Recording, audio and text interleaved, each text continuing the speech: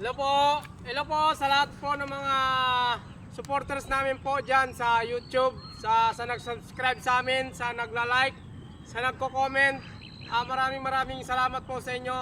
Update ko lang po kayo mga lods, no? Baka po nagtaka kayo bakit madalang na lang po kami mag-upload sa YouTube. Dahil po mga lods, nanghingi po ako ng pasensya sa inyo, di po ako nakapag-update. Dahil hindi po ako nakapag-update sa inyo kung ano nangyari sa amin. At ilang araw na kami, halos isang buwan kayo po hindi nakapag-upload. Nakapag-upload man kami mga lods, wala sa ayos yung content namin. Hindi katulad ng dati mga lods. Pag nagko-content kami, natatawa kayo. Ito mga lods, papaliwanag ko sa inyo. Alam nyo, ito po kasi nangyari mga lods, medyo si Sparkle mga lods, medyo nagka-problema. Nagka-problema po. Medyo siguro naman Sparkle, no? Sabihin ko sa kanila, no? Kaya po kami hindi po nakapag-upload kami. Dahil si Sparkle po, nagkaroon siya ng sugat dito. Aksidente po siyang nasugat, mga lods, sa ulo niya. At napakalaki po ng tahi niya sa ulo po. Kailangan niya po mag-relax, magpapahinga. Yun po ang dahilan mga lods kung bakit hindi kayo po nakapag-upload sa inyo. Nagtaka po kami mga lods. Dati po mga lods, pag nag-upload kami, meron kaagad nanonood, 100, 200, minsan po umaabot siya ng 500 viewers. Ngayon mga lods, dahil walang kalutay-lutay yung video yung ina-upload namin mga lods, napakahina. 4 views, 2 views, hindi po katulad ng dati. Nanghingi po kami ng pasensya sa lahat po ng mga viewers namin dito sa YouTube. Simula po bukas mga lods, gagawa po ako ng magandang video para po bukas maayos namin at ma-upload namin po sa inyo at maibalik ang tiwala nyo sa amin. Noon nag-upload kami mga lods, minsan mayroon pa nga 1K, minsan maabot pa siya ng mahigit 2K, 5 views, 500 views, 300 to 400 views. Ngayon nagulat kami mga lods, napakahina. 2, 3, 4, 5 views, wala na pong nanonood sa amin. Siguro dahilan yun ng mga lods, dahil wala na po, hindi na po katulad ng dati. Talagang pag nag-upload kami, nakakatawa.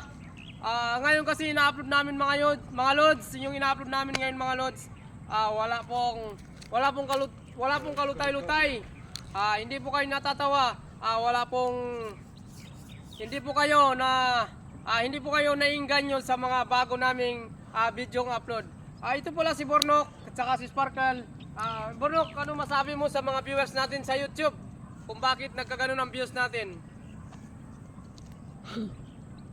Bornok, kung ano sasabihin mo? Mangingi ka ng pasensya sa kanila kung ano sasabihin mo.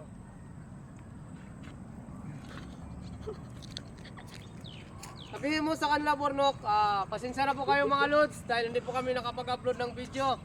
Dahil si Sparkle nga po, dahil nagkaroon ng sugat sa ulo at kailangan niya po magpahinga. Pasensya na kayo mga lods at di kami nakapag-upload ng maigi dahil nga sa nangyari kay Sparkle mga lods. Kaya kami po munang hingi po sa inyo ng sorry. Sana mabalik po yung tiwala nyo sa amin. Magandang hapon mga lods. Sparkle, ay paliwanag mo nga sa mga viewers natin dyan sa YouTube kung ano ang nangyari sa'yo at bakit hindi na tayo nakapag-upload. Dahil hinahanap na tayo ng mga viewers natin, no, mga Sparkle.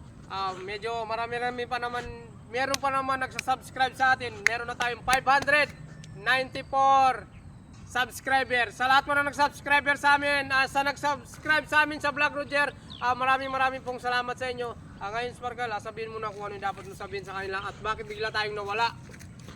Yun nga pala mga lods, kaya pala kami nawala nila Bornok sa kani Ungga.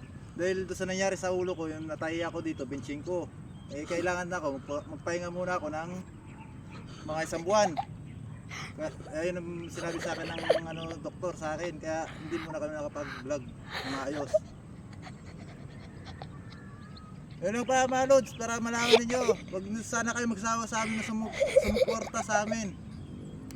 Maraming salamat. Thank you po mga